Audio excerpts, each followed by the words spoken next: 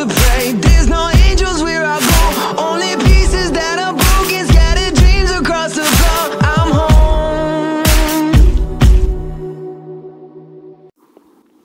Hello everyone. This is Hakusho here.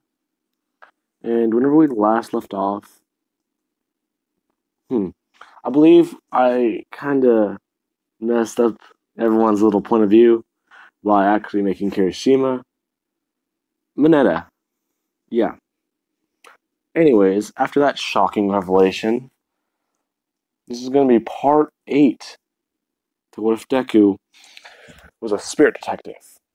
And we're not even at UA yet, so this is actually gonna be a very long series on my channel. Because after Yu Yu Hakusho ended, they really didn't give us any definitive thing on it. So whenever the series or the anime ended, that's whenever I'm gonna do the whole Deku versus I'm having trouble figuring out certain things and certain stories I can put in here. Because this is essentially 2 years before the start of the anime. Like I've said. So, let's see. Let's have cut to Deku. He's actually walking up a very long forest path. He's tired and he's pissed off at Botan. Now you know what that means. Flashback. I'm sorry, I'm very tired. Anyways, Botan is explaining to Deku how there's an old acquaintance of Koenma's. Her name is Genkai. And that she is going to be passing on her power because she believes that she is not long for this world. And she wants Deku to actually, well, not Deku. She doesn't want Deku. She's going to be taking on an apprentice to give the power to. Now then, after that, yeah, okay. After that, let's cut back to Deku. He would have had the whole explanation about there's a demon named Rando who has taken the power of over 100 psychics. And he is trying to make Denkai he's taking 99 psychics' powers and put them into his own fighting style and technique. And he is going to try and make Genkai's his 100th. And that if he gets her power, there is no explaining how catastrophic the damage he can cause is. Because he pretends to be a human. Now, let's go to Deku, back up the stairs. He gets to the top and he walks into the area. There are a lot of people there. And whenever he is actually looking around and hearing a lot of conversations about Genkai, there's heroes there. There's some heroes there because they actually do want to train under her to be better heroes. And there's actually underground villains. Now, a lot of the people that are there are quirkless martial artists and or assassins. Because in the anime, there's actually 3 or 4 assassins that are trying to get Genkai's power. One of them has the Buddhist symbol for peace, but yeah, that's not really. Yeah, okay. I don't want to say what it's called, because if I say it, a lot of people, well, not a lot of people, but certain people might misunderstand the symbol because of what happened during World War II. It means something entirely different after that. Anyways, yeah. So Deku was actually looking around. He was kind of trying to figure this out. And this is whenever he would hear Midoriya, he would turn and actually see Bakugo. Now then, whenever he sees Bakugo, he's kind of confused at why he's here. Bakugo would explain that ever since the last couple of weeks, since you kind of came back, his spirit energy's been, well, his awareness to the supernatural feels like it's been cranked up to 11. And Genkai would come out, and she'd explain to everyone that the first thing that they're going to be doing is drawing lots. If you draw red, that means you have high spirit energy. She doesn't explain this to them, but she just tells them if they draw red that they are going to continue. Deku would draw red because of his high spirit energy. So would Bakugo.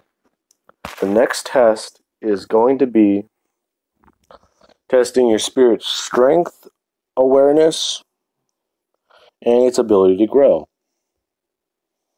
This will be done with a game of rock, paper, scissors, a punching machine, and a karaoke machine. Deku would actually score very high. He would score first in certain categories and second in others. Bakugo would often score second in some behind Deku, and third whenever it came to the last category, which was the punching machine. After that, Genkai would then say that they're going to be taking a run through the forest. Now, everyone's looking at this forest, and those who can't even, those who did draw red, they just want to get out of there, because they just feel the evil coming off the forest. Certain people would run off, and Deku and Bakugo they don't run off. Deku would actually be told, he wouldn't be told, but Genkai would say that they need to make it there on the other side of the forest, at the top of the hill, on the by the tree, in 2 hours. Otherwise, they're disqualified. Now, Deku would actually start running. He's going to run straight through the forest. Bakugo and him are running side by side, but that's whenever Bakugo would stop for a second and turn off to the right, running. Now, his awareness is higher than Deku's, but Deku has more control. After that, Deku would encounter a man-bat. Now, whenever he encounters the man-bat, he'd be dodging it, and he'd be on his guard for probably 30 minutes, and actually beat it up. And string it up back on his tree. After this, he would walk up right before the 2 hours, because he is faster than Yusuke, and he's actually stronger, because he's always been training Bakugo. Because they're always looking for fights. That's why. But anyways, so he'd actually get there before the 2 hours are up. And Genkai is kind of surprised that not only did he get here in that time, but he also went straight through. We didn't say that, yeah, he just had a run-in with that guy, but he's just going to be hanging out for a while. After that,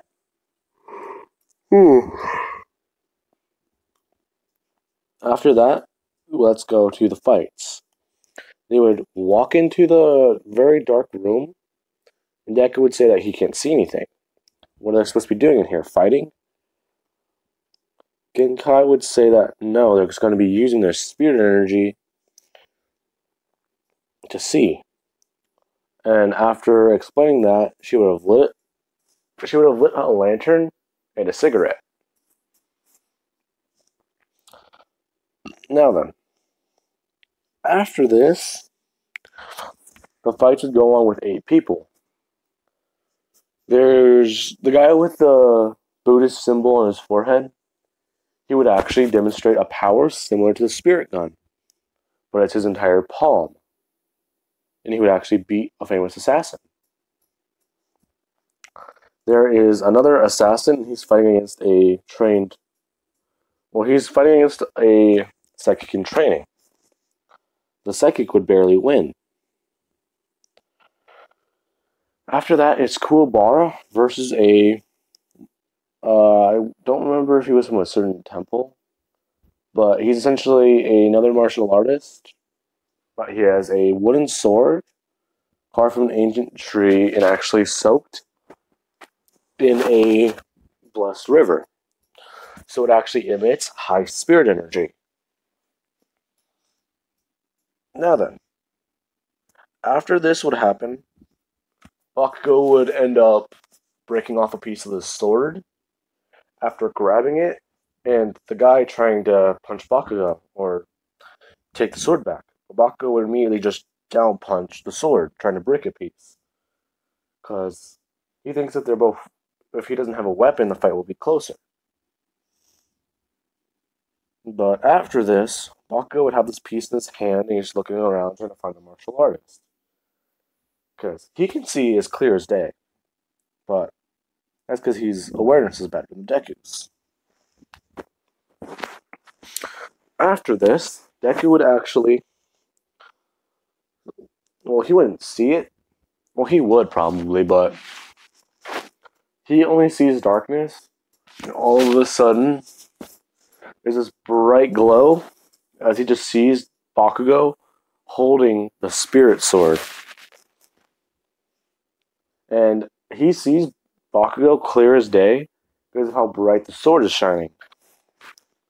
After seeing him, he would just watch as Bakugo knocks the guy out with the sword.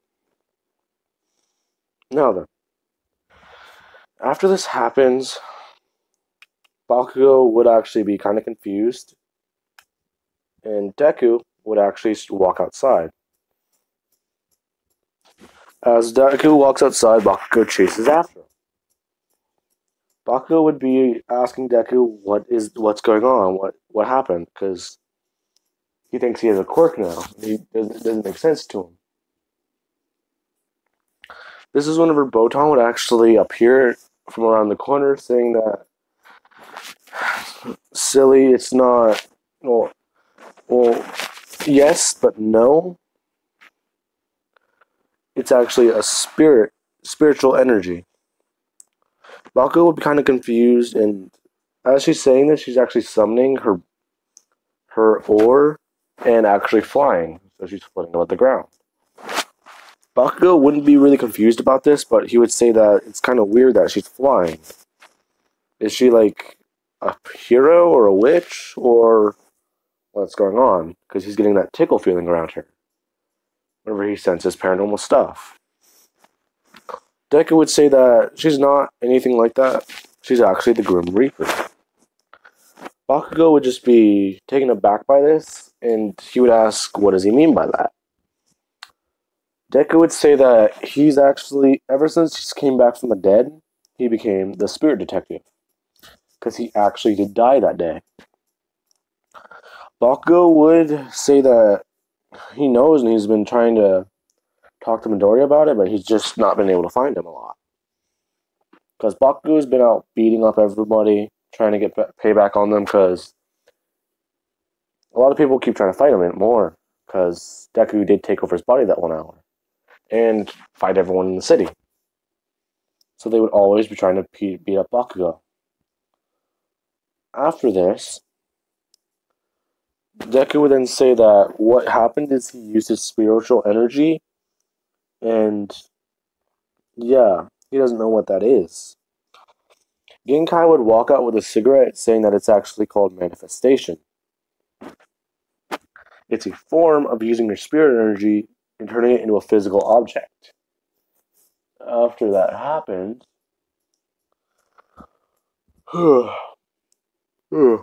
dang. After that happened,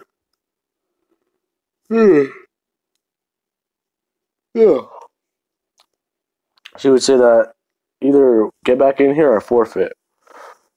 Deku would say, calm down, you old hag, as he's walking back in. Now, as he did say this, she actually threw a cigarette at him. Now, Deku would then walk into the darkness and fight his opponent. His opponent is a man wearing a white gi and long hair. he would state that he can actually see everything Deku's doing. Deku would then take a step back and get in a fighting stance.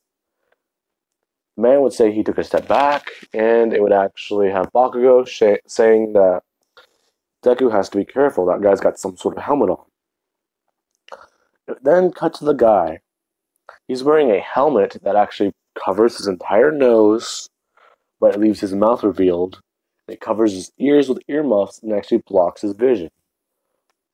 And apparently he has a targeting system on there for his spirit energy. So it essentially blocks off all his 3 of his 5 senses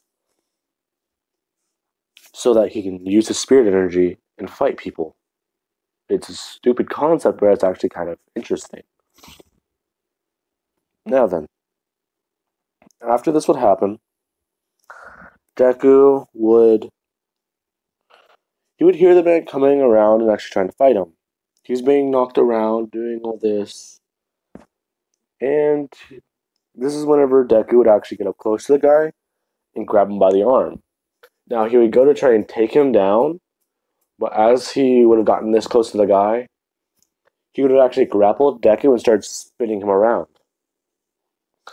This is whenever Deku would actually be thrown into a wall and actually cough quite a bit of blood.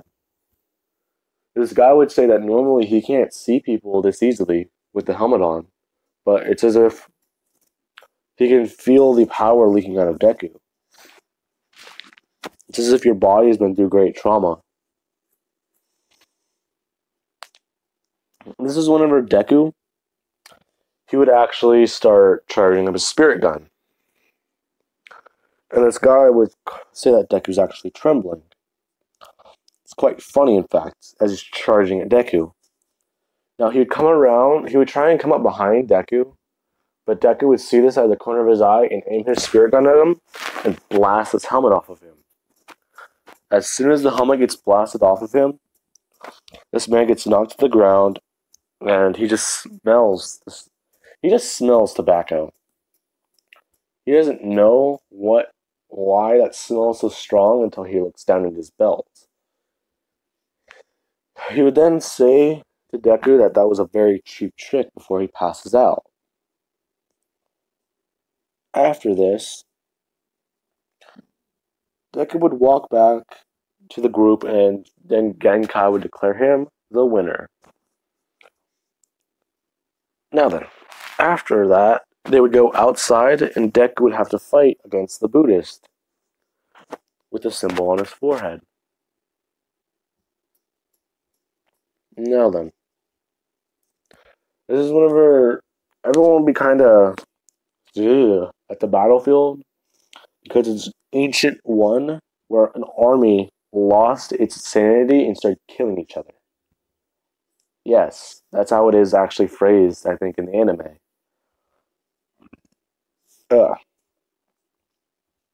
All I know is they fought, they died in this area.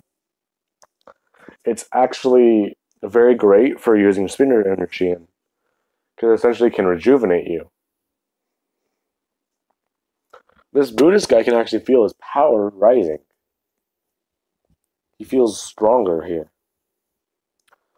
This is whenever Deku would actually try focusing his power into his finger. He can barely feel his spirit gun. Now, Deku is actually going to have to fight 2 consecutive battles. This is whenever that guy with the symbol on his head would actually get up into a fighting stance and go to fight Deku. Koenma would say that this isn't very good, and he doesn't think that Deku could win here. After fighting a match, then having to fight another. This is whenever an orc would actually come to Koenma saying that he has a phone call. Koenma would then pinch his nose and say, "You've reached the great Koenma. I'm not at my desk right now. And if you can, leave a message at the beep." Beep. Then Koenma's dad would just start yelling at him. He would then hang up on him. Koenma would get mad at the ogre who handed the phone to him, saying he hung up on me. Then another one would tell Koenma that he kind of needs to calm down because the battle started. Cut to Deku just being punched over and over again in the face. Over and over again, yes. I really love that that's how it was in the anime. Kind of laughed a little bit, but yeah. Anyways, Deku's being punched over and over again. And yeah, Deku would actually try and put everything he can into one single uppercut, and he would go to punch the guy as soon as he charges at him. Now, this would actually miss, and Deku would say, damn. As this guy is backing up, a large gash on his cheek opens. He would then be happy that he dodged it, but he now says that he's not going to get that close anymore. And Genkai would actually say that this dimwit's quite impressive because his spirit energy, it responds in desperation. Anytime Deku finds a situation desperate, his energy responds to it. Now, after this, Deku would actually be kind of mad that he missed, but actually, he's got a bigger problem. Because this man would then pull out shurikens and throw them at Deku. Deku would easily dodge them and ask him if that was it. Now, as that happened, an explosion goes off behind him, as one of the shurikens actually got caught in a tree. Well, a tree stump next to him. Deku would then be told that, even if you dodge, it's the explosion that gets you. Because he threw 4 shurikens, and 3 are still flying around. They would have actually reversed. Well, they would have turned around and actually come flying straight at Deku. The man would then tell him that these are actually locked onto spiritual energy. So no matter how much you run, these things can stay up in the air for days. Until they finally hit their target. Deku would then have an idea, and he would tell Bakugo that he's got to win this because he might not be around for it. He would then charge straight at this guy, and he would then think that this is going to be too easy. He would then charge up the energy in his palm and hold it outward, and Deku would just disappear. This is whenever the throwing stars would actually appear right in front of him and just explode. Now then, Bakugo and Botan are actually looking around. They're not able to find Deku. Bakugo would then see a lot of bubbles and put his arm in there and actually pull Deku out, saying that was the stupidest thing he's ever seen Deku do. He then said, "What is he talking about? He slipped." Bakugo would then not believe Deku, saying that you cannot be serious, right? You just won. Deku would say, "What is he talking about?" And cut to the Buddhist guy, nearly passed out on the ground, but he's flinching and contorting in pain, saying that he can't believe he lost because he tripped. And yeah, the next part I am actually going to have to leave out because I won't be going over Bakugo versus the Psychic in Training. But Rando has not showed himself. Now then, I hope you guys have enjoyed the video, and I hope you have an amazing day.